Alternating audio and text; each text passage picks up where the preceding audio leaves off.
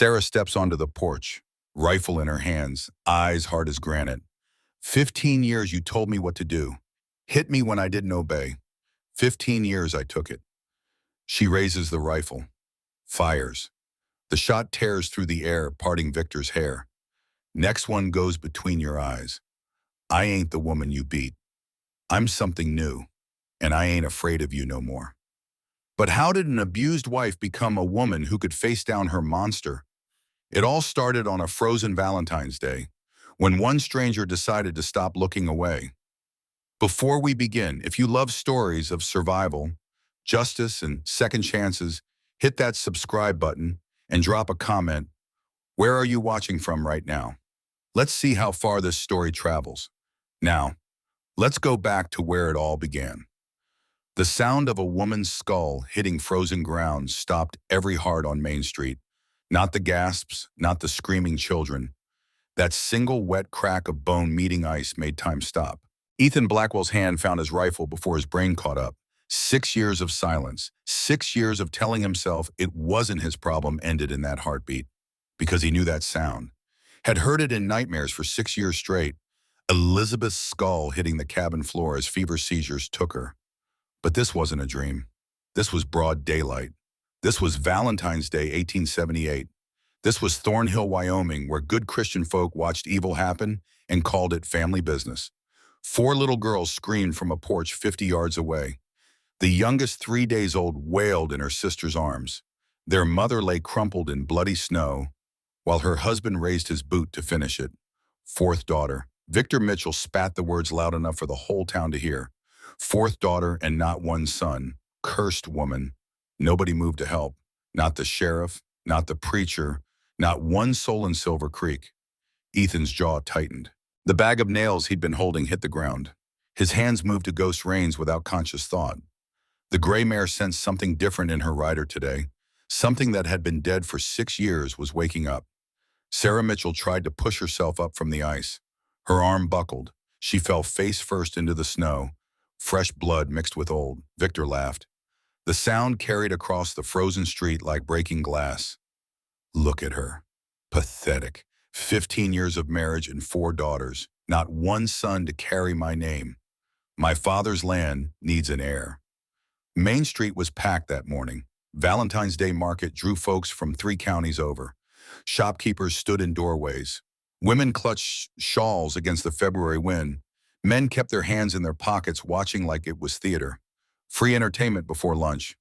The oldest girl on the porch looked about 10. She handed the newborn to her sister and stepped forward, small fists clenched at her sides. Her voice rang out clear despite her size. Leave Mama alone. Victor spun toward her, his face twisted with the particular rage of a man challenged by a child. Before what, little girl? Before I do to you what I do to her. Something snapped inside Ethan Blackwell. He'd spent 6 years as a ghost, working his half-built ranch alone, speaking to no one but the blacksmith when he needed supplies, visiting Elizabeth and Samuel's graves on the hill behind his cabin, maybe once a month when the pain got too sharp to ignore. He'd promised himself after they died that he was done. Done with caring, done with losing, done with standing up for anything because standing up meant having something to lose. But that child's voice, that 10-year-old girl standing between her mother and a monster, while 40 grown adults watched and did nothing, Elizabeth would have run into that street without thinking, would have put herself between Victor and Sarah without hesitation. She'd have been furious at Ethan for waiting even this long. His boots hit frozen ground before he made the decision to move. Mitchell, one word, sharp as a rifle crack across Main Street. Victor froze mid-motion, his boot hung suspended over Sarah's head, between stomping and murder, between violence and killing. Ethan walked forward. He didn't rush. 10 years as a Texas Ranger taught him that the walk was the weapon, the silence before it, the space a man gave himself to think about what happened when men like Ethan Blackwell stopped being patient. The crowd shifted. Whispers rippled outward like stones thrown in still water. That's Blackwell, the one who killed Billy Jackson. Been living like a hermit since his wife died. What's he doing here? Ethan stopped 3 feet from Victor, close enough to smell whiskey on the man's breath, close enough to count the blood drops on his knuckles. close enough to see the calculation happening behind Victor's eyes. This ain't your concern, Blackwell. Ride on. Can't do that. She's my wife. Victor lowered his boot but kept his stance wide. Aggressive. My property, my business. Ethan let the words sit between them for 3 heartbeats. Property. That what you call her law does. Victor's chin lifted. What I do with my property ain't nobody's concern but mine. Law also says you can't beat a person half dead in public.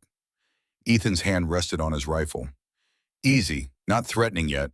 Seems we got a problem. The crowd pressed closer. This was better than theater now. This was Ethan Blackwell speaking for the first time in 6 years. This was the man who brought down the Jackson gang single-handed. This was a story they'd tell for months. Sarah tried to stand again. Her legs wouldn't hold her. She collapsed back into snow that was more red than white now. Victor laughed again. That brittle, ugly sound. Look at her. Can't even stand up. 15 years I fed her, clothed her, kept a roof over her head. This is how she repays me daughters. 4 useless daughters when my father's ranch needs a son. So you beat her for something God decides. Ethan's voice stayed level, quiet, dangerous in its calm. She's cursed. Victor gestured at Sarah like she was evidence in a trial. Doctor said so himself, barren of sons. God's judgment on her sins. Doctor's a fool. Ethan took 1 step closer. And you're worse for believing him. Movement on the porch caught his eye. The oldest girl, the one who'd shouted, stood rigid as a fence post. Her younger sister clutched her skirt, face buried in fabric. A third girl, maybe 7, held the newborn so carefully it made Ethan's chest hurt, like she'd been doing it her whole short life. Hannah, Victor's voice turned toward his daughter. Get inside before I make you. Before what Ethan's voice dropped to something cold. Final. You going to hit your daughter too? Right here, in front of everyone. For just a moment, fear flickered across Victor's face. Real fear. The kind that came from sudden awareness that the world was watching, that some things couldn't be undone once witnessed. Victor Mitchell sat on the town council. His father had owned a third of Thornhill before drinking himself to death. The Mitchell name meant something in this territory. Victor built his entire identity on that foundation, on reputation, on respect he'd never actually earned. This ain't finished, Blackwell. Didn't figure it was. She comes home tonight or I get the sheriff to drag her back. Sheriff can try. Simple words. Quiet. But Sheriff Hayes suddenly found his boots very interesting. Victor spat in the snow, turned on his heel, stalked toward the Broken Spoke Saloon with his shoulders hunched against more than cold. 3 men followed him, ranch hands probably. Or hired muscle. Hard to tell the difference in this territory. The rest of the crowd stayed, watching, waiting, always waiting for someone else to act first. Ethan knelt beside Sarah. It was worse up close. Split lip, left eye swollen completely shut, bruises on her throat in the exact shape of fingerprints, and beneath the fresh wounds, older ones. Yellow-green shadows of week-old bruises, a nose that had healed crooked because it was never set right, scar tissue at her hairline from being dragged by her hair. Years of this. Years, ma'am. He kept his voice soft. She flinched. That single word from a man's mouth made her flinch. Not the pain, not the blood running into her eye, not the broken teeth or cracked ribs. The word ma'am spoken gentle was what triggered her fear response. That was what 15 years looked like. I ain't going to hurt you. Her good eye focused on him, blue like winter ice, empty and full all at once. Why? Barely a whisper through broken teeth. Ethan didn't have an answer for that, not one that made sense. Not with Elizabeth and Samuel's graves fresh in his mind after 6 years. Not with failure carved so deep into his bones it felt like part of his skeleton. Can you stand? Don't know. He slid his arms under her. She weighed nothing. Fear and bones. 15 years of surviving what should have killed her 3 times over. He lifted her onto Ghost. The mare stood steady despite the smell of blood. Hannah, the girl's head snapped up.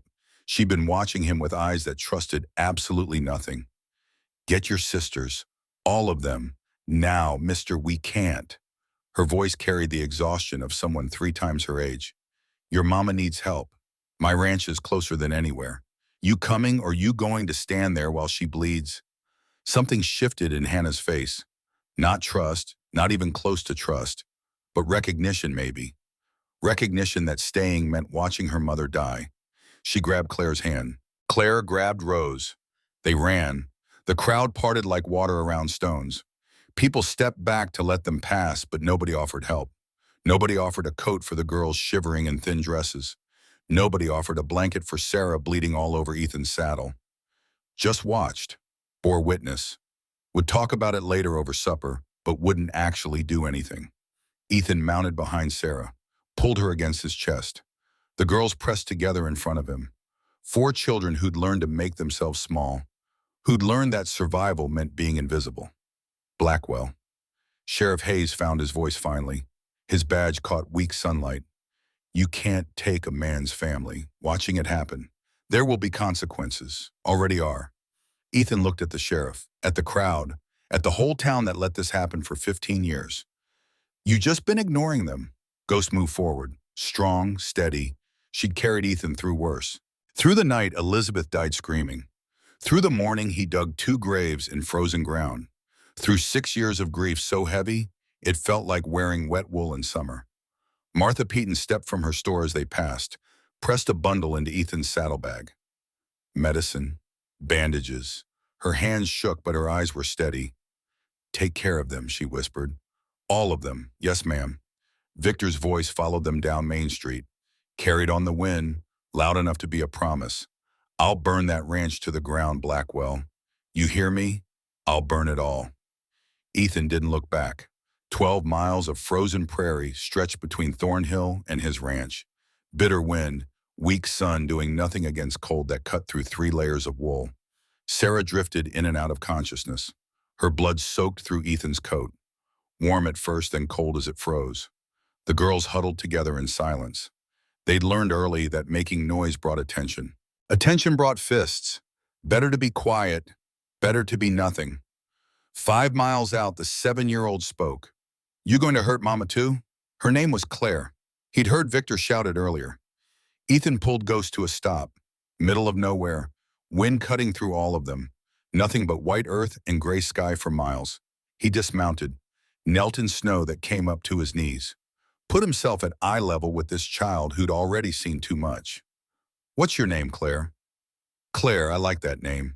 He took off his hat, held it in both hands. The wind immediately tried to steal it. I ain't going to hurt your mama. Not now, not ever, none of you. Claire studied his face like she was reading a book, looking for lies, for the signs she'd learned to recognize in her father, the tells that meant danger coming. Papa said nice things too. I reckon he did. How do I know you're different? You don't. Not yet. Ethan met her eyes without blinking. Words are cheap. Only thing that proves different is time.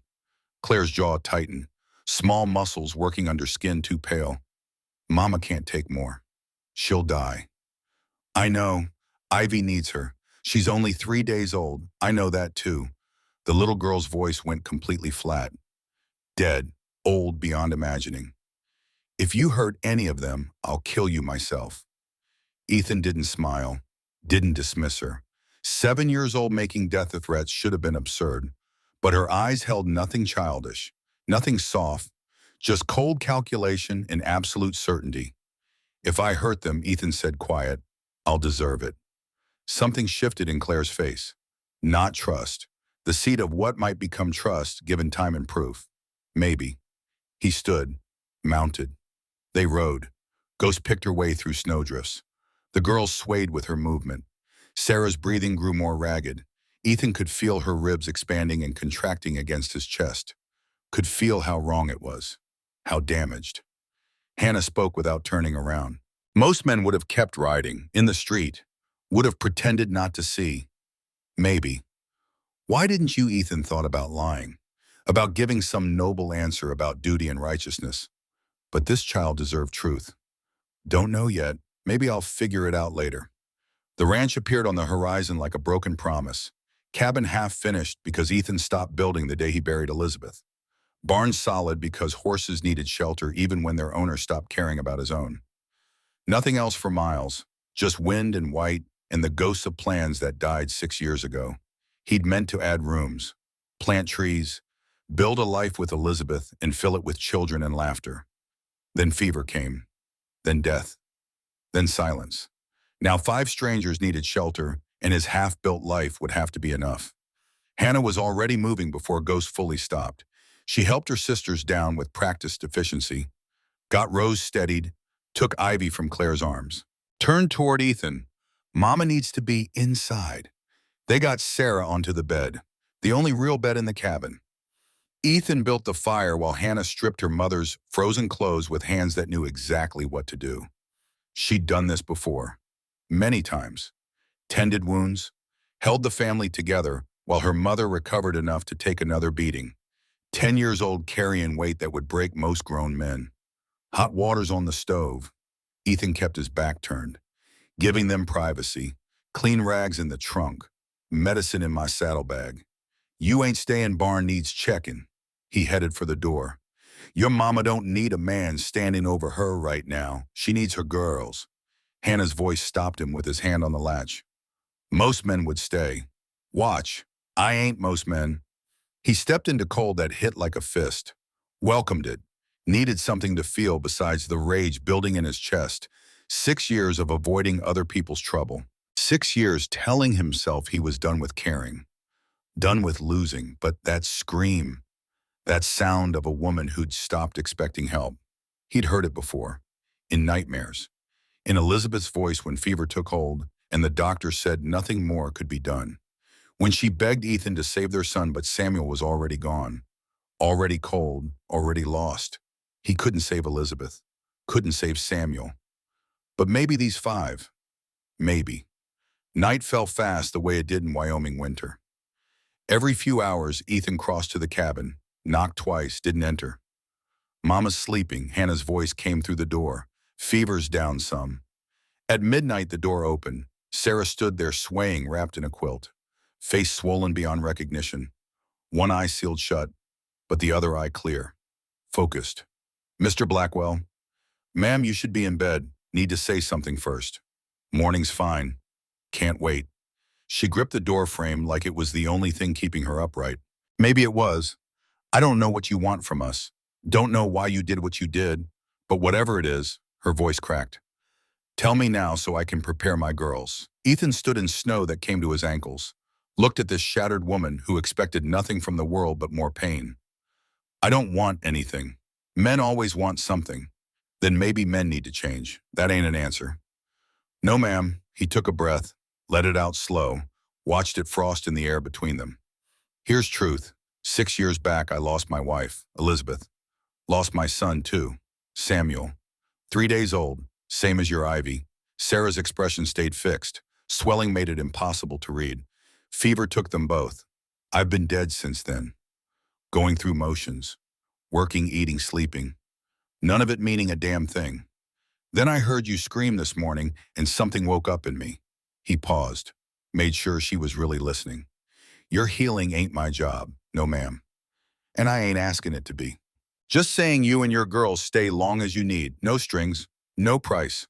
When you're healed enough to go, if that's what you want, I'll give you supplies and money for wherever. Sarah watched him. Wind cut between them sharp enough to draw blood. Why should I believe that?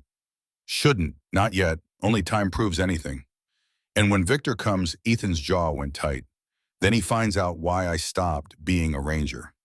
Something flickered in Sarah's good eye. Not hope. The ghost of what hope used to look like. My girls are scared of men. All men, even the kind ones. I know. Might never trust you. Any of you. That's their right. She swayed. He stepped forward, then stopped. Waited. Let her decide. You can help me in, she said quiet. Just this once. He crossed the distance. Let her lean on his arm. Bones and willpower. Nothing else holding her up. Inside, 3 girls slept tangled together by the fire like puppies. Ivy fussed in a drawer that had been turned into a makeshift crib.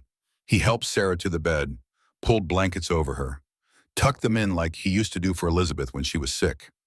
Mr. Blackwell? Ma'am, my name's Sarah. Sarah Ann. Ethan, mostly just Ethan. The smallest nod. Like even that took effort. Thank you for today. Rest now, Sarah Ann. He turned to leave. Her voice stopped him at the door. Ethan. He stopped, hand on the latch. That thing about waking up. Her voice faded as sleep pulled her down. I've been dead too. Longer than 6 years. Maybe we're both learning how to breathe again. He didn't answer, couldn't find words that fit. Stepped into cold that felt less bitter now somehow. Stars burned overhead, cold and far away. Somewhere out there, Victor Mitchell was planning, gathering men, building rage into something actionable.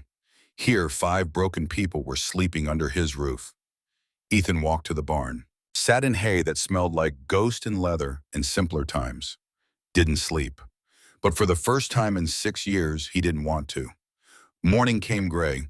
Ethan was splitting wood when Hannah appeared in the cabin doorway, her hair stuck up on one side, face still marked by sleep. Mama's still out. Good. Ivy needs milk. We ain't got any. Goat in the barn. Old, but she gives. You know how we had goats before? Hannah's voice went flat. Before Papa sold them for whiskey money. Then you're better at it than me. She kicks me every time. Almost a smile crossed Hannah's face. Gone so fast, Ethan wondered if he imagined it. Claire's drawing. She likes to draw. Only when she feels safe. A test. Ethan heard it clear as church bells. Then I'm glad she feels safe enough. Hannah crossed the yard, stopped halfway, turned back. Mr. Ethan. Ma'am, if this is a trick. Her small hands curled into fists. Mama might trust you. Claire too. Maybe Rose. But I won't. Not ever. I'll be watching. Always. Claire already told me she'd kill me if I hurt any of you. Hannah blinked. She did. She did. I told her if I hurt you, I deserve it. Telling you the same. Hannah stared at him for a long moment, then nodded once. Sharp and final. Walked to the barn. Ethan watched her go. 10 years old already carrying the world.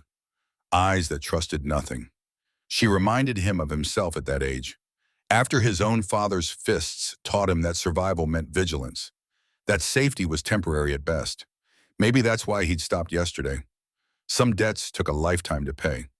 He picked up the axe, split another log. The sound rang across empty prairie like a heartbeat waking up. By noon, the girls found their rhythm. Hannah milked Daisy with expert hands, fed Ivy, who sucked down goat's milk like she'd been starving, which she probably had been.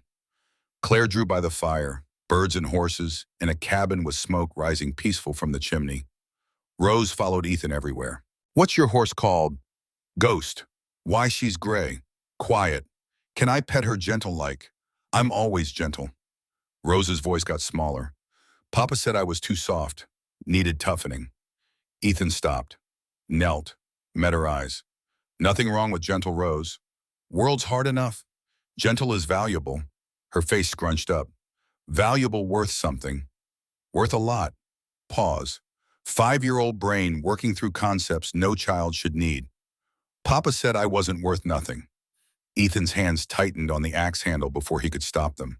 Forced himself to relax. To breathe. Your papa was wrong. Rose thought about this with that particular seriousness children have before the world beats it out of them. I like you, Mr. Cowboy. I like you too, Miss Rose. She grabbed his hand. Small, frozen fingers that barely wrapped around 3 of his. Pulled him toward the barn with complete trust that terrified him. First time in 6 years, Ethan felt something besides grief. Felt like morning after long dark. That night, Sarah sat up for supper. They ate around her bed. Ethan on a stool by the door. Girls on the floor. Beans and cornbread. Simple. But the fire was warm and nobody was bleeding. Girls, Sarah's voice was still rough. Mind your manners. Thank you, Mr. Ethan. Welcome. Rose looked up with crumbs on her chin. Mr. Cowboy, you got kids. Silence crashed down. Hannah glared daggers at her sister. Sarah's breath caught. Ethan set his spoon down slow. Had a son. Samuel. Lived 3 days. Rose's eyes went wide. He in heaven, I reckon. He lonely up there, hope not. His mama's with him. Elizabeth. Then he ain't lonely. Rose said it with complete certainty. Mamas fix everything. Ethan's throat closed tight. Yes, ma'am, they do. Quiet settled. Different this time. Shared. Claire stood, crossed to Ethan, held out a paper covered in charcoal. 5 stick figures holding hands. Tall man, woman, 4 small shapes in a row. Underneath in crooked letters, family. Ethan's hand shook as he took it. Thank you, Claire. It's beautiful. She nodded. Went back to her spot. Sarah watched. Something cracked behind her eyes. First fissure in walls built over 15 years. Mr. Ethan. Ma'am, that offer about staying, still good long pause. I ain't ready to trust you. Might not ever be, I understand, but tonight, she paused. Tonight, I'm going to believe you mean what you say. That's enough for now. Wind screamed outside. Somewhere out there, Victor Mitchell gathered men, planned revenge, built rage into action. In here, 5 broken souls huddled together, worth fighting for. Ethan knew that now. He just didn't know yet how hard that fight would be. Late that night, Hannah appeared from the darkness, held out a folded paper. Mrs. Peton gave me this, said to give it to you when nobody was watching. Ethan unfolded it, read. His blood ran cold. Medical report, confidential, patient Sarah Mitchell. Diagnosis: repeated miscarriages in female births, not due to divine curse or female weakness. Cause: severe repeated abdominal trauma during pregnancy. Bruising patterns consistent with domestic battery. Note: Mr. Victor Mitchell offered $200 to amend official report to state barren of sons by God's judgment. Payment received. Official report amended as requested. Dr. Patterson, March 1875. Ethan's hands shook with rage he hadn't felt since the day he buried Elizabeth and Samuel. Victor didn't just beat Sarah, he beat their unborn babies, then paid a doctor to blame God. 15 years of guilt Sarah carried. 15 years thinking she was cursed, when all along it was him. He folded the paper, tucked it in his shirt pocket, right over his heart where Elizabeth's stopped watch rested. Evidence. Real evidence that could send Victor to prison. But first they had to survive long enough to use it. Outside, the wind shifted, temperature dropped. Ethan knew those signs. Blizzard coming. This one would be bad. 3 days trapped minimum. Maybe 4, 5 people who barely knew each other. 4 days, 1 cabin, trust thin as ice over deep water. And somewhere out there, Victor Mitchell was planning. But the blizzard would come first. Sometimes nature's cruelty was the greatest salvation. Because while Victor couldn't reach them, Ethan had time to do what he hadn't done in 6 years, learn how to care again. The blizzard hit at midnight. Ethan heard it coming before he saw it. Wind shifting direction, temperature dropping so fast the air itself seemed to crystallize. That particular howl that meant whiteout conditions for days. He'd survived enough Wyoming winters to know this one would be bad. He crossed to the cabin, knocked twice, sharp and quick. Storm coming, bad one. I'm bringing the goat inside. Hannah's voice came through the door. Inside, where cabin? Only choice. 3 minutes later, chaos erupted. Ethan hauled Daisy through the door. The goat bleated protest. Ivy started crying. Rose started crying in sympathy. The fire crackled and popped as wind found every crack in the walls. Sarah struggled to sit up. Her face had healed some. Both eyes open now, though the left was still purple-black. How long? In 3-4 days, maybe. Could be more. We got enough food, enough. Water, too. Firewood might run low, but I stacked some by the door. She nodded. Calculating, planning, already thinking 3 moves ahead the way someone learned to do when survival depended on anticipating problems. You staying in the barn. Have to keep the horse calm. You'll freeze. Got blankets. You'll still freeze. Their eyes met. Something passed between them. Something neither was ready to name. I'll be fine, Sarah Ann. You better be. Girls are just starting to. She stopped, shook her head. Just don't die out there. Yes, ma'am. He stepped back into wind that immediately tried to kill him. 4 days trapped. 5 people who barely knew each other. A husband out there planning vengeance. And a storm that would change everything. Ethan pulled his coat tight and walked into the howling white. The blizzard buried them alive. First night wind tore at the cabin walls like something hungry. Ethan checked the door every hour, piled snow against gaps to seal out cold that could kill in minutes. The girls slept in a pile by the fire, tangled together like they'd learned to do for warmth when their father was raging, and heat meant survival. Sarah drifted in and out, fever spiking with the dropping temperature. her body fighting infection from wounds that should have been treated by a real doctor instead of a retired ranger with shaking hands and old guilt. Second morning, Ethan couldn't see his hand in front of his face outside. White everywhere. No up, no down, no direction.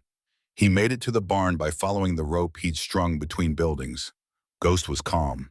The silence of the horse told him that this storm had more to give. He fought his way back to the cabin, ice forming in his beard, fingers going numb inside thick gloves. How bad, Sarah asked from the bed. Seen worse. Liar. Almost a smile. First one he'd seen from her. Fine, ain't seen worse, but we'll make it. Hannah looked up from feeding Ivy with a rag soaked in goat's milk. How long? Another 2 days? Maybe 3. We got food enough. Ethan didn't mention that enough meant thin soup and hard bread. Didn't mention that if the storm lasted 5 days instead of 4, they'd be in trouble. Claire stopped drawing. What about Daisy? She's in the corner eating your mama's quilt. Rose giggled. First real laugh since they'd arrived. The sound hit Ethan somewhere deep. Somewhere he'd thought was dead. Mr. Cowboy, can I name the goat? She ain't got a name. You didn't give her one? Never thought to. Rose's face scrunched with concentration that was absolutely precious. Daisy. She looks like a daisy. Daisy it is. Sarah watched this exchange with something shifting in her eyes. Not trust yet, but the ice cracking. The thaw beginning. You should eat something, Ethan told her. Keep your strength, ain't hungry. Don't recall asking if you was hungry.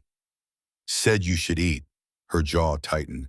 You giving me orders now. I'm asking you not to die in my cabin. Girls need their mama. The words hit hard. Sarah looked at her daughters, then back at him. Fine, but only because they need me, not because you said, whatever gets food in you. He handed her a bowl of beans. Their fingers touched. Both pulled back fast like they'd been burned. Hannah noticed. Her eyes narrowed, but she said nothing. Just followed it away in that mental catalog she kept of everything that might be important later. The second day crawled. Wind never stopped. Temperature dropped until breath froze in the air. Ethan fed the fire constantly, rationing wood, calculating how long they could last. The girls grew restless.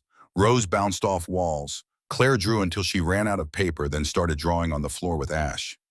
Hannah paced like a caged animal. Only Sarah stayed still, watching, thinking, her mind working through problems Ethan could only guess at. Tell me about Elizabeth. The question came out of nowhere. Middle of the afternoon, girls occupied with a game Hannah invented using buttons and string. Ethan looked up from the harness he was mending. What do you want to know? Whatever you want to tell. He set the harness down, stared at the fire. Let the memories come. Met her in San Antonio. I was 22. She was a school teacher. Prettiest thing I ever saw. She had this laugh, like bells ringing, made you feel like the world wasn't such a hard place. Sarah listened without interrupting. Just let him talk. We married 6 months later, moved up here to start fresh. I had dreams about this ranch. Big dreams. Horses, cattle, children. What happened? Winter happened. Ethan's voice got rougher. Elizabeth got pregnant our first year. Was harder than we expected. Then the baby came early. Samuel. His voice caught. Broke. He was so small, like holding a bird. Lived 3 days, just long enough to make us love him forever. Sarah's good hand found her chest, over her heart. Elizabeth got the fever after. Doctor couldn't do nothing. I sat with her for 2 days while she burned up. She kept asking for Samuel. Didn't have the heart to tell her he was already gone. I'm sorry, me too. Ethan picked up the harness again. Something to do with his hands, something to focus on besides the pain that never really faded. Buried them both on the hill behind the cabin. Visit sometimes. Mostly don't. Hurts too much. Silence stretched between them. Then Sarah spoke, her voice different, harder. I was a mail-order bride. Ethan's hands went still. My papa sold me to Victor for $50 and a mule. I didn't know what marriage meant. Thought it was like the stories, love and partnership and building something together. Took me one night to learn different, Sarah. No, you told me yours. I'm telling you mine. Her voice stayed flat, like reciting facts about someone else's life. Victor hit me the first time on our wedding night. I was 17. Didn't know nothing about men, about marriage. He said I looked at his brother wrong during the ceremony. Beat me till I couldn't stand. She paused, breathed. 15 years. Every time I got pregnant, he'd stop for a few months. Then the baby would come, and it wouldn't be a boy, and he'd start again. Worse each time. Why didn't you run? Where Sarah laughed bitter. I got no family, no money, 4 daughters. What man wants another man's daughters? What town wants a runaway wife? So you stayed. I survived. There's a difference. She finally looked at him. Really looked. I stopped being Sarah Ann a long time ago. Became something else. Something that could take the hits and keep the girls alive. You're still Sarah Ann. You don't know that. I'm looking at her right now. Their eyes locked. Understanding. Recognition. 2 broken people seeing each other clearly for the first time. Hannah's voice cut through. Mama! Ivy's crying. The moment shattered. Sarah struggled up. Ethan didn't help. She hadn't asked. The second night was worse. Temperature dropped so low the water bucket froze solid. Ethan broke ice every hour to keep them drinking. The girls huddled closer. Even Daisy pressed against the fire. Around midnight, Rose woke screaming. Papa's coming to get us. Sarah held her, rocking, whispering. But Rose couldn't stop shaking. He's going to hurt Mama again. He's going to burn everything. Shh, baby. Papa's not here. He said he would. He said he'd burn Mr. Cowboy's house down. Ethan knelt beside them. Rose looked at me. Red-rimmed eyes found his. You hear that wind outside? She nodded. That wind won't let nobody through. Not tonight, not tomorrow. Your papa can't get here even if he tried. Promise, promise, and after the storm, I'll keep you safe then too. How? Because that's what family does. Rose's crying slowed. Are we family? The question hung in the frozen air. Sarah stiffened. Hannah watched from her blankets. Claire stopped pretending to sleep. We can be, Ethan said quietly. If you want. Rose threw her arms around his neck. Small body shaking with sobs and relief and hope she'd thought was dead. I want us to be family. Over her shoulder, Ethan met Sarah's eyes. Something in them he hadn't seen before. Something like hope. Third day, the storm finally weakened. Wind died to a moan instead of a scream. Snow kept falling, but lighter now. Ethan made it to the barn and back without losing the rope. Tomorrow, he told them. Day after, at most, we'll be free. Hannah looked up from feeding Ivy. Then what? Then we figure out what comes next. Papa will come. Probably. What are you going to do? Whatever I have to. You'll fight him if that's what it takes. He'll bring men. The sheriff? Maybe more. I know. Hannah studied him with those 2 old eyes. Why? Why risk all this for us? Ethan thought about lying, giving her some noble speech about duty and honor. But Hannah had heard enough lies to last a lifetime. Because I couldn't live with myself if I didn't. That ain't enough. Maybe not for most folks. It's enough for me. Sarah spoke from the bed. Hannah let him be. Mama, I said let him be. Man's got his reasons. Don't got to explain them all to you. Hannah's jaw tightened, but she nodded, turned away. Claire appeared at Ethan's elbow, held out another drawing. This one showed the cabin. Snow all around. Inside the window, 5 figures sat by a fire. Underneath, in careful letters, safe now. That's beautiful, Claire. It's us. I can see that. I never drew us safe before. Always drew us hiding, running. Now we're safe. Ethan's throat closed tight. This child who barely spoke had just said more than most adults managed in a lifetime. You are safe, Claire. I promise, she nodded once. Went back to her spot.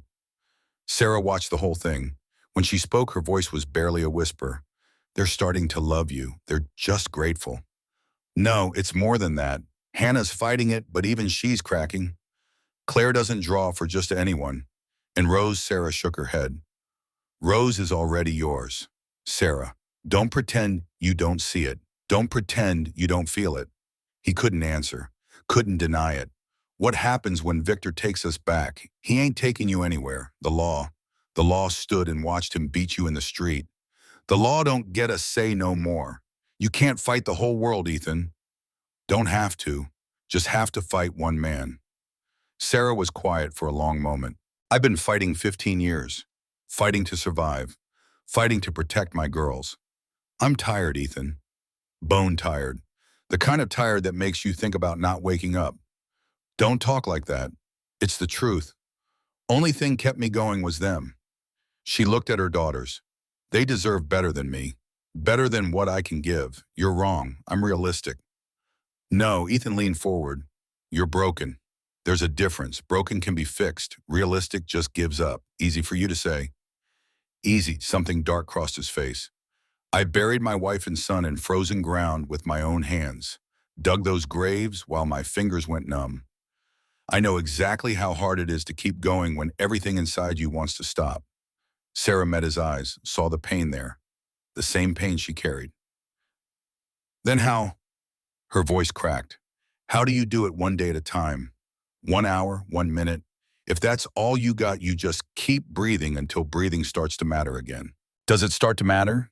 Ethan looked at her daughters, at Hannah's stubborn jaw, Claire's quiet drawings, Rose's fierce love, baby Ivy sleeping peaceful. Yeah, he said, it does. Night fell, last night of the storm. The girls slept early, worn out from days of confinement. Even Hannah's watchful eyes finally closed. Sarah couldn't sleep, neither could Ethan. They sat by the dying fire, close enough to whisper without waking the children. Late that night, Hannah appeared from the darkness. Couldn't sleep. She sat by the fire with Ethan. Long silence stretched between them. Then she spoke, voice so quiet he almost missed it. I tried to kill him once. Ethan went still. What, Papa? Victor. I tried to kill him. She stared into the fire. 10 years old with ancient eyes. I was 8. Mama was pregnant with Ivy. Papa came home drunk. Started hitting her. Said the baby better be a boy or he'd kill them both. Hannah paused. Breathed. I waited till he passed out. Got his hunting knife from the mantel.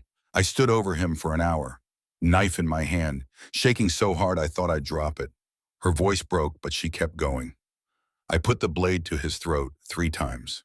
3 times I pressed down.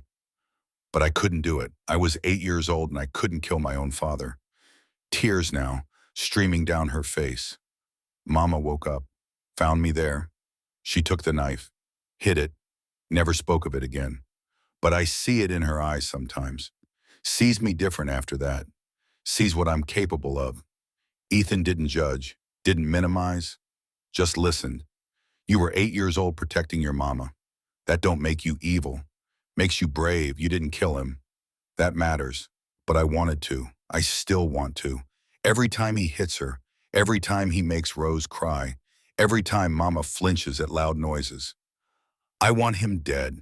She looked at Ethan, eyes desperate for absolution. Does that make me bad? Ethan pulled her close. This child who carried too much for too long. No sweetheart. Makes you human.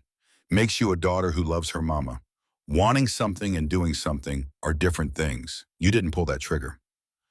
That's what counts. Hannah broke, really broke, sobbed into his chest like the child she should have been allowed to be. If you had the chance, she asked when she could speak again, would you kill him? Honest question, deserved honest answer. 6 years ago, yes, without hesitation. I was younger, angrier, thought violence solved everything. Now, he paused.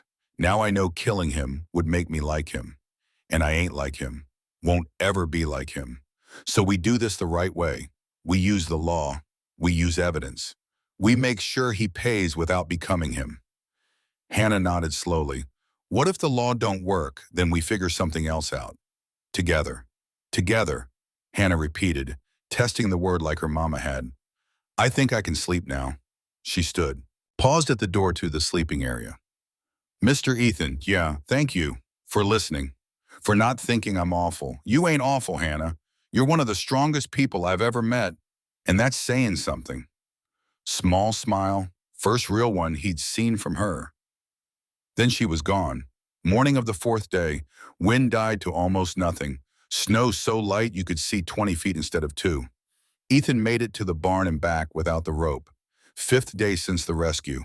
Storm had broken. Ethan saddled Ghost while the girls ate breakfast. Sarah met him at the barn.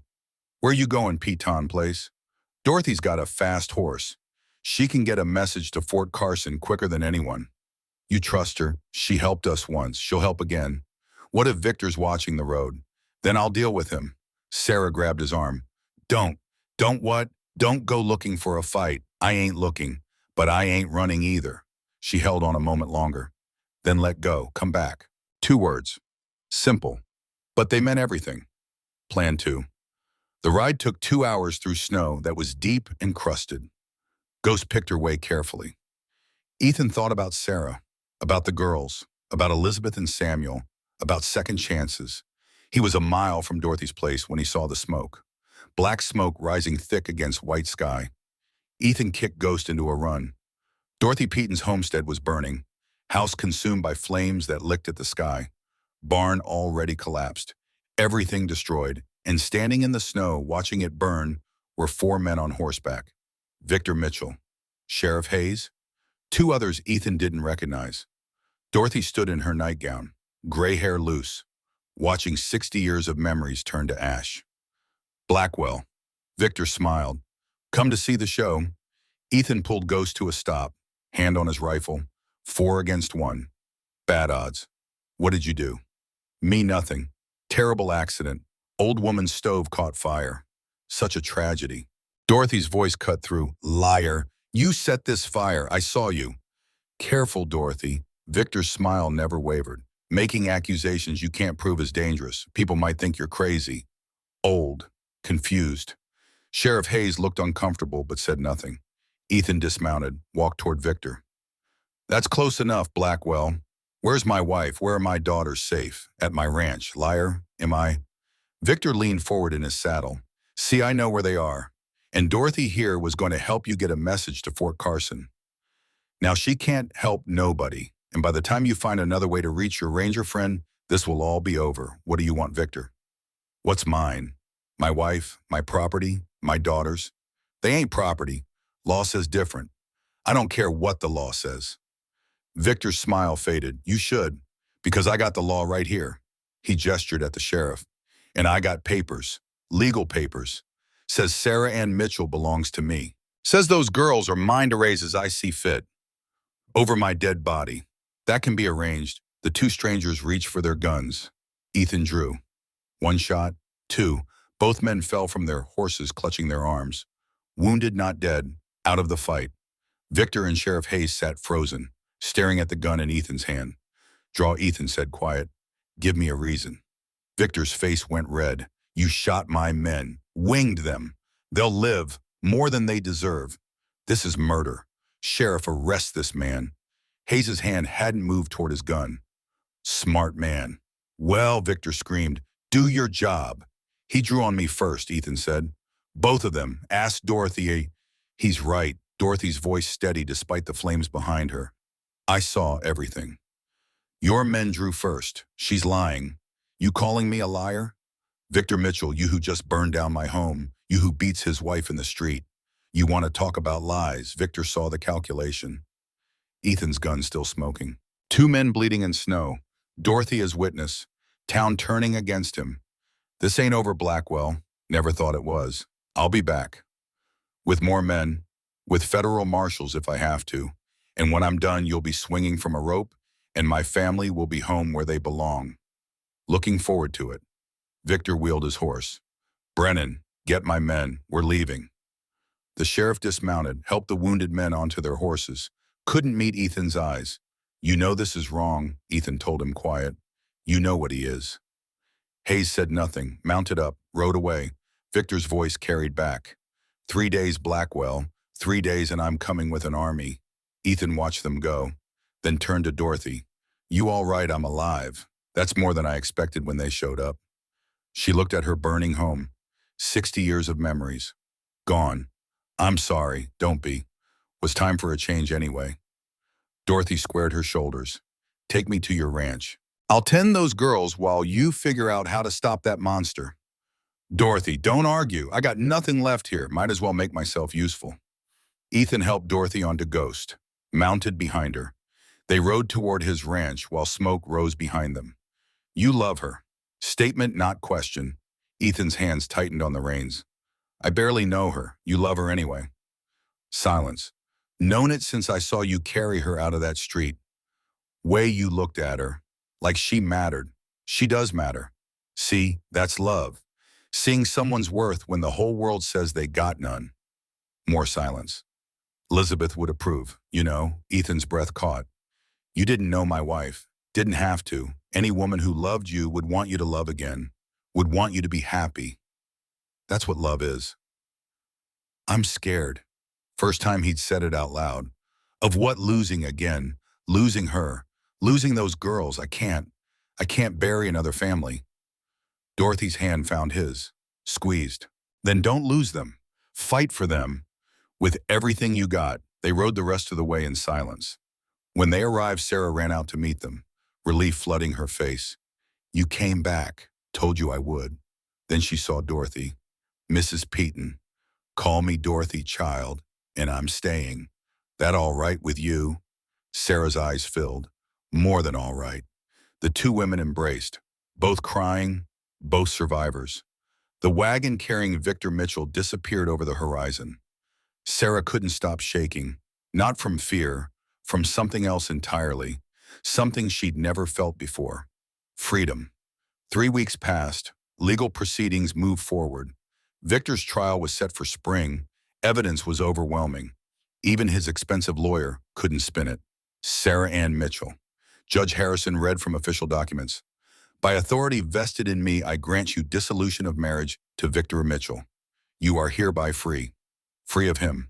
Free of his name if you choose. Free to build the life you deserve. Sarah took the paper, hands shaking. Free. She said the word quiet. Testing it. Free. The town changed too. Sheriff Hayes resigned. Nobody was surprised. A new sheriff took his place. First time anyone could remember choosing law over loyalty. The girls flourished in ways Sarah hadn't thought possible. Hannah started sleeping through the night. First time in years she didn't wake up screaming. The dark circles under her eyes began to fade. Claire spoke more every day, full sentences now, sometimes whole conversations. She still drew constantly, but the pictures changed. Less violence, more color, more family. Rose attached herself to Ethan like a barnacle, followed him everywhere, helped with chores, chattered constantly. Mr. Cowboy, why do horses eat hay? Because they like it. But why hay? Why not cookies? Because cookies ain't good for horses. What about cake? Also not good. What about pie? I like pie. Maybe horses like pie too. Tell you what, you finish your breakfast and I'll think about it. Think about pie for horses. Think about pie for you. Rose's face lit up. Deal. Sarah watched these exchanges with warmth she'd almost forgotten existed. This was what family was supposed to look like. What childhood was supposed to feel like. Not fear, not pain, just simple everyday moments that added up to something beautiful. Dawn came cold and gray. Ethan had been watching since midnight, saw the first rider crest the hill as sun touched the horizon. Then another, and another. They're here. Sarah joined him at the window. Her face was pale but steady. How many can't tell yet, at least a dozen. The Reverend don't see him, he's not coming. Maybe, maybe not. Either way, we planned for this. Sarah nodded, went to wake the girls. Dorothy loaded rifles, 3 of them laid out on the table. More than they had hands for, but she loaded them anyway. If we get overrun, she told Sarah, you take the girls through the back window. There's a root cellar 50 yards behind the barn. Hide there. Don't come out no matter what you hear. Dorothy, promise me. Sarah hesitated, then nodded. I promise. Good. Now let's show these boys what happens when they mess with the wrong family. The riders stopped at the property line. Ethan counted them. 18 men, Victor in front, Sheriff Hayes beside him, the rest a mix of hired guns and local thugs. Behind them, tied to a horse, was the boy Ethan had paid to take his message. His stomach dropped. Victor smiled. Looking for someone, Blackwell? Let the boy go. He's got nothing to do with this. He tried to deliver a message to Fort Carson. That makes him involved. Victor gestured. One of his men shoved the boy off the horse. He fell hard into snow. Don't worry, he's alive. For now. What do you want, Victor? You know what I want. My wife. My daughters. And you swinging from a rope for kidnapping and assault ain't gonna happen. No, Victor laughed. Look around, Blackwell. 18 men. I got the law on my side. I got the numbers. What do you got? A broken down cabin and a handful of women. The cabin door opened. Sarah stepped onto the porch, rifle in her hands, eyes hard as granite. He's got me. Victor's smile flickered. Sarah, put that down before you hurt yourself. 15 years you told me what to do. Hit me when I didn't obey. 15 years I took it. Not anymore. You think a rifle makes you dangerous? Sarah fired. The shot tore through the air close enough to Victor's head to part his hair. His horse reared. He barely kept his seat. Next one goes between your eyes. Sarah's voice didn't shake. I ain't the woman you married, Victor. I ain't the woman you beat. I'm something new, and I ain't afraid of you no more. Silence fell over the property. The hired guns shifted uneasily. They'd signed up to intimidate a rancher and collect some runaways. Nobody said anything about a woman who could shoot. Sheriff Hayes spoke up. Mrs. Mitchell put down the weapon. You're only making this worse. Worse, Sarah laughed harsh and bitter. Worse than 15 years of hell. Worse than having my babies damaged before they were born. Yeah, I know about that now. Got the doctor's testimony right here. She held up the paper. Proves you paid him to lie. Proves you blamed me for what you did. Victor's face went white. That's right. Your man talked, wrote it all down. How you paid him to lie. How you blamed me for what you did. She looked at the hired guns. I got 3 witnesses too. Women from town ready to testify about every beating they saw. The hired guns exchanged glances. This wasn't what they'd been told. This wasn't just collecting property. This was something else entirely. This is madness. Victor screamed, she's my wife. Those are my daughters. The law. The law is coming. A new voice from behind Victor's men. Ethan's heart leaped. Reverend Warren rode into view. Behind him, 8 men and women from town. Armed, grim-faced, ready. What is this? Victor sputtered. Justice.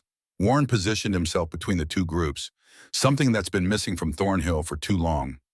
You're a preacher, not a lawman. No, but he is. From the hill behind Ethan's cabin, more riders appeared. Judge William Harrison, 2 federal deputies, a badge that gleamed in morning light. Ethan let out a breath he'd been holding for 3 days. Victor Mitchell. Harrison's voice carried across the snow. By the authority of the Federal Territorial Court, I'm placing you under arrest for aggravated assault, fraud, and abuse resulting in bodily harm. This is absurd. I'm a respected... You're a monster. Harrison dismounted, walked forward until he stood face to face with Victor. I've read the testimony. I've seen the evidence. You beat your wife near to death for giving you daughters instead of sons. You damaged your own children before they were born, and you did it all while hiding behind the law. I want my lawyer. You'll get one. In federal prison, where you'll stand trial for crimes that make decent men sick. Victor's eyes darted, looking for escape, finding none. His hired guns were backing away. Nobody wanted part of this anymore. Sheriff Hayes cleared his throat. Judge Harrison, sir, I should inform you that I have legal papers. Worthless. Harrison didn't even look at him. Any local ruling is superseded by federal authority, and I'm exercising that authority right now. Hayes's mouth opened, closed. He had nothing. Deputies, Harrison gestured. Take Mr. Mitchell into custody. The 2 men moved forward. Victor snapped. He drew his pistol, pointed it at Sarah. Nobody's taking me anywhere. Ethan was moving before Victor finished speaking. Hit the ground between Sarah and the gun. Ethan, no. Victor pulled the trigger. The shot echoed across the prairie. Ethan waited for pain, for blood, for life draining away. Nothing. He opened his eyes. Victor stood frozen, pistol smoking in his hand. But the bullet hadn't hit Ethan. It had hit the porch post, because Hannah Mitchell, 10 years old and terrified and brave beyond measure, had shoved her mother aside and knocked Ethan off balance in the same moment.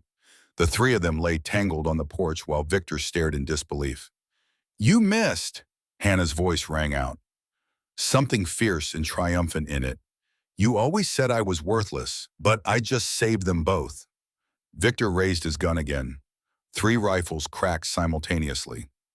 Judge Harrison, Reverend Warren, Dorothy Peaton, all 3 had been aiming since the moment Victor drew. Victor Mitchell fell from his horse, didn't get up. not dead. The shots had taken him in the shoulder, the hip, the leg. Deliberate, precise. Enough to stop him, not enough to kill. "Surgeon!" Harrison barked. One of the townspeople rushed forward, but Victor was done. Bleeding in snow. Finished. Sarah scrambled to her feet, looked at her husband bleeding in the snow, walked forward, stood over him. 15 years, she said quietly. 15 years I prayed for this moment, dreamed about it. Now it's here. And you know what I feel, Victor groaned. Tried to speak. Nothing. You ain't worth hating. You ain't worth anything. She turned her back on him, walked to her daughters, pulled all four into her arms. Hannah, Claire, Rose, and baby Ivy. It's over, she whispered. It's finally over. Behind her, deputies shackled Victor Mitchell for the last time. 3 months later, Sarah stood in a courtroom in Fort Carson. The trial had been swift, evidence overwhelming. Victor's lawyer tried every trick, but the facts were brutal and clear. Tell the court, Mrs. Mitchell, about the night of February 14th. Sarah's voice stayed steady. He dragged me into the street. In front of the whole town. Beat me because I'd given him another daughter instead of a son. He kicked me in the ribs, raised his boot over my head. Would have killed me if Ethan Blackwell hadn't intervened. Victor's lawyer stood, smug smile on his face. Mrs. Mitchell, isn't it true you left your husband's home voluntarily, that you chose to live with Mr. Blackwell? I chose to survive. And isn't it also true, the lawyer paused for effect, that you and Mr. Blackwell have been intimate? The courtroom gasped. Sarah's face went red. That ain't relevant. Answer the question, please. Judge Harrison intervened. Counselor, where is this going? Going to prove, Your Honor, that Mrs. Mitchell is not the innocent victim she claims to be. That she abandoned her lawful husband for her lover, he spat the word, and that she is, in fact, pregnant. Silence crashed through the courtroom. All eyes turned to Sarah. She stood, hand protective over her abdomen. Yes, I'm pregnant. Victor's face twisted with rage. Whose is it? Yours. The word hit like a slap. What, I'm 4 months along. Was already pregnant when Ethan found me. This is your child, Victor, your 5th daughter. She'd seen a doctor the week before. Confirmed it, girl. No, no, no, no. Victor lunged from the defendant's table. It can't be another girl, another daughter, he was screaming now. 5. 5 daughters. The Mitchell name dies. It dies with me. Complete breakdown. In front of judge, jury, everyone, proving everything Sarah said was true. Order. Harrison banged his gavel. Remove the defendant.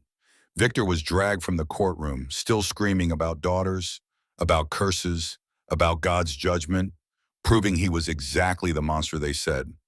The jury deliberated less than 2 hours. Fast for a trial this serious, but the evidence was overwhelming. The testimony devastating. Victor's outburst sealed it.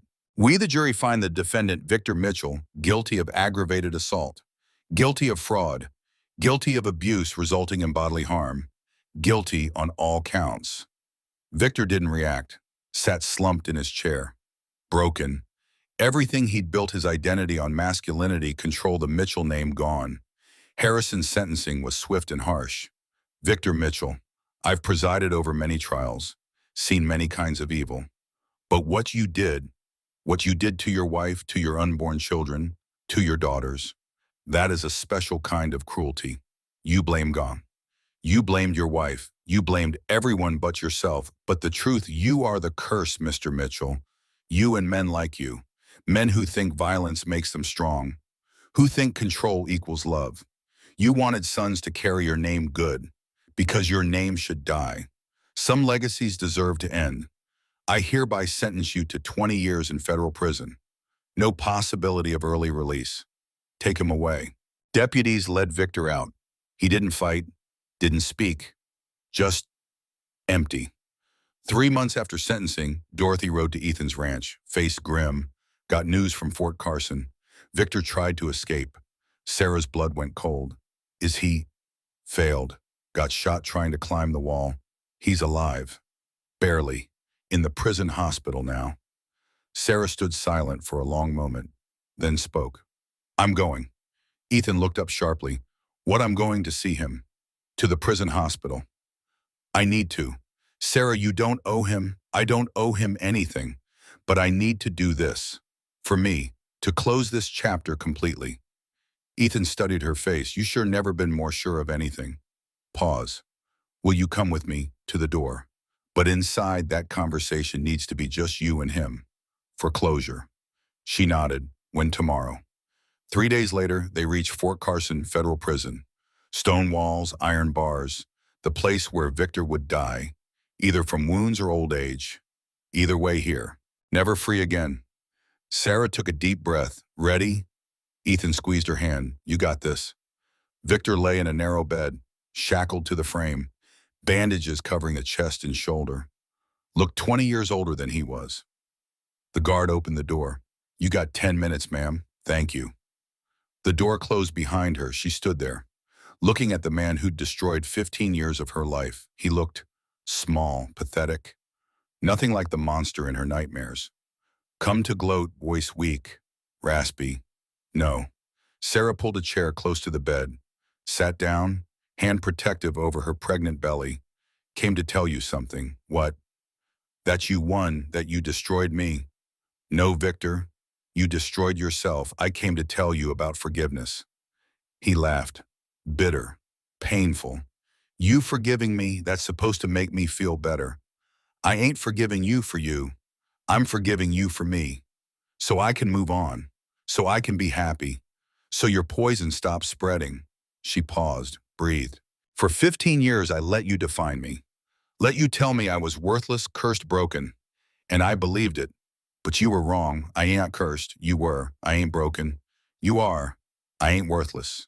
You are. And I'm done carrying your weight. She stood. This baby. She touched her belly. She's the last piece of you in my life. And I'm going to raise her to be nothing like you. Going to teach her that women have worth. That violence isn't strength. That real men protect, they don't destroy. Everything you weren't, she'll know what men should be. Because Ethan is her papa now, not you, never you. Victor's voice cracked. I'm dying. Doctor says the infection's spreading. Bullet wounds ain't healing. Few months, maybe less. He looked at her, really looked, for the first time in 15 years. I'm sorry, Sarah's breath caught. What I'm sorry, for all of it, for every hit, every word, His voice broke. I loved you once, when we first married, before the pressure got too much, before my father's voice in my head got too loud. I loved you, and I destroyed that. Destroyed us. Tears on his face. I don't expect forgiveness. Don't deserve it. Just wanted you to know. Under all the anger and violence, there was a man who loved you. Once. Long ago, Sarah stood, looked down at him. I know, that's what made it worse. If you'd been pure evil, I could have hated you clean.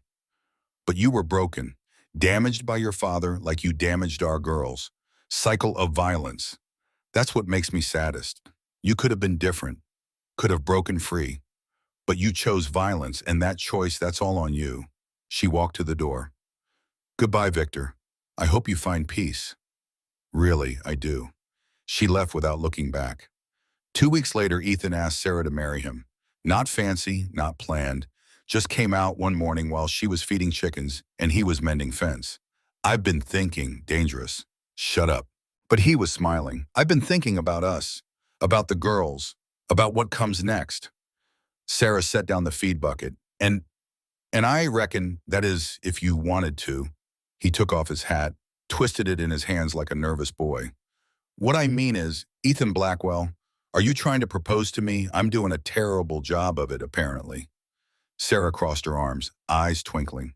Try again. Do it proper. Ethan took a breath, got down on one knee, right there in the mud. Sarah Ann Whitfield. My maiden name was Whitfield. I know, thought you might want it back. Her eyes filled. Sarah Ann Whitfield. I ain't got much. A half-built ranch, a stubborn horse, more grief than one man ought to carry. But I got a heart that started beating again the day I found you in that street. And if you'll have me, all the broken, messed up parts of me, I'd like to spend whatever time I got left trying to make you happy. Sarah stared at him. This man who'd saved her, sheltered her, showed her daughters what a real man looked like. That was better. That a yes. Get up out of the mud. He stood, hat still twisted in his hands. Sarah. Yes. The word came out choked with emotion. Yes, I'll marry you. Yes, I'll take your broken parts. Yes. Yes, yes. She threw her arms around him. For a long moment, they just held each other. Not kissing, not speaking, just holding on. Then a small voice from the cabin doorway. Does this mean Mr. Cowboy is going to be our papa now? Rose stood there, eyes wide, hope naked on her face. Ethan looked at Sarah. She nodded. He knelt to Rose's level. Only if you want me to be. I want. I want you to be our papa. She spun around. Hannah, Claire, Mr. Cowboy is going to be our papa. The cabin erupted. Hannah appeared first, trying to look unimpressed, failing. Claire followed, clutching a drawing. 5 people in front of a house labeled family. Dorothy came out, wiping her eyes with her apron. About damn time. Even baby Ivy seemed to sense something important, babbling and waving her arms. They gathered in the yard, this strange patched-together family, and for the first time Sarah understood what home really meant. Not a place.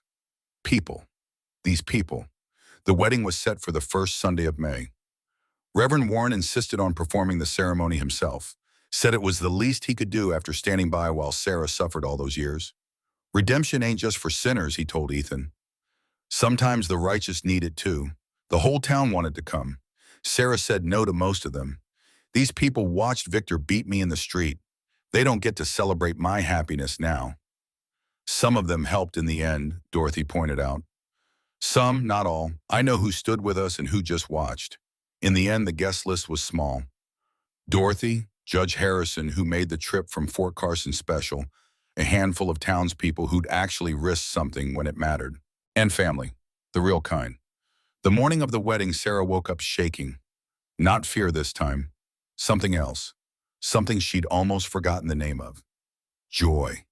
Hannah found her sitting by the window, tears streaming down her face. Mama, what's wrong? Nothing, baby. Nothing's wrong. Then why are you crying? Sarah pulled her oldest daughter close. Because I never thought I'd have this, a real wedding, a good man, a future that don't hurt to think about. Hannah was quiet for a moment. Then I never thought I'd have a papa worth having. Oh, Hannah, it's true. All those years I prayed for someone to save us. Prayed and nothing happened. Started thinking God wasn't listening, or worse, that we didn't deserve saving. We always deserve saving. I know that now. Took Mr. Ethan. She caught herself. Took Papa to show me. Sarah held her daughter tighter. This child who'd grown up too fast, who'd carried weight no 10-year-old should carry. I'm sorry, Hannah, for everything you went through. Don't be sorry, Mama. Just be happy. That's all I ever wanted for you.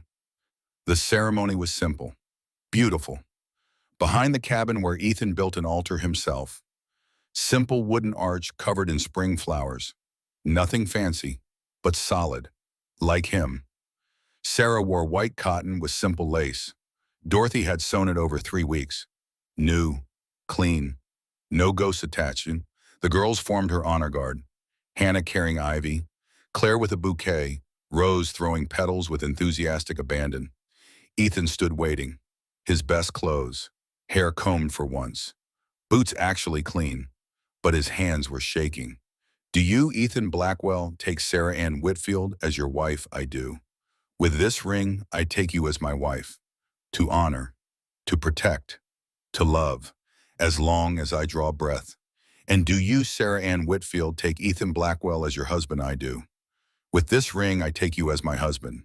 To trust, to stand beside, to love, even when I'm scared to. Even when you're scared, especially then. By the power vested in me by God in the territory of Wyoming, I pronounce you man and wife. You may kiss your bride. Ethan cradled Sarah's face. Gentle. So gentle. Hello, Mrs. Blackwell. Hello, Mr. Blackwell. He kissed her. The girls cheered. Dorothy cried. Judge Harrison applauded. When they pulled apart, Sarah was laughing and crying at the same time. We did it. We did. Now what? Now we live. 1 year later. February 14th, 1879. Full circle. 1 year since Ethan heard Sarah scream in the street. 1 year since everything changed. They celebrated with a quiet dinner. Just family. Around the table sat Sarah nursing baby Hope, born in September. Ethan, Hannah now 11 and growing strong. Claire 8 and speaking freely. Rose 6 still following Ethan everywhere. Ivy 1-year-old walking and babbling. Dorothy who'd moved in permanently. Dorothy raised her glass. To second chances. Hannah to family. Rose to Papa. Claire soft but clear. To love that heals instead of hurts. Sarah stood, looked around the table. To all of it. The pain that brought us here. The courage that kept us going.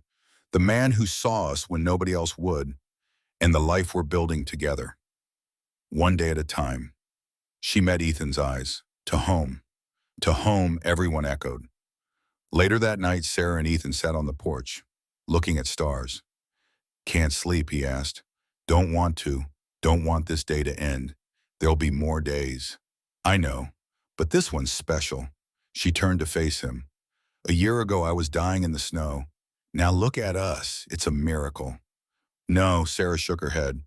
Miracles are things that just happen. We built this, you and me and the girls, through hard work and harder choices and refusing to give up. That's better than a miracle, much better. Miracles can be taken away. What we built. What we're building, that's ours forever. Ethan pulled her close. They held each other while snow began to fall. Outside, winter returning. Inside, warmth. Love. Safety. Two broken people who had found each other in the wreckage of their lives. Two hearts that had learned to beat again. 1 year ago, Sarah Ann Whitfield had been dying in a frozen street. Certain help would never come. Now she was Sarah Ann Blackwell. Wife, mother, survivor. Standing in her own home. Surrounded by people who loved her. Not because life was easy, it wasn't. Not because the pain was forgotten. It never would be. But because she'd learned something that 15 years of suffering had almost beaten out of her. Hope was stronger than fear. Love was stronger than hate. And sometimes, not always, but sometimes the good people won.